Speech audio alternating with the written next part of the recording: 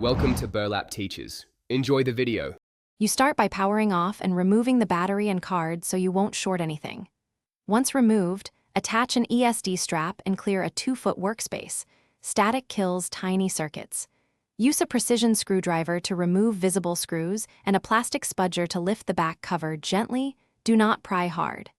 As you open, note screw sizes and locations. Keep them organized. Make sure to photograph each disassembly step for reference, so reassembly is straightforward. Now focus on the internal connector. Locate the flex cable and the tiny locking tab holding it. You'll release the tab by lifting its hinged edge, use a fingernail or small tool, and then pull the cable straight out. Do not twist. Once removed, compare the new connector to the old one, checking pin count and orientation.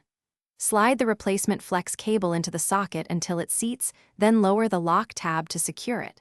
Make sure pins line up. A misaligned cable prevents communication. Once the connector is secured, reverse the teardown. Replace the back cover and reinstall screws in their original holes. Finger tighten to avoid stripping. Insert the battery and memory card, then power on the camera to test the connection. Look for normal startup and image preview. If you see nothing, power off and reopen. Check the flex cable seating and the lock tab engagement and verify cable orientation.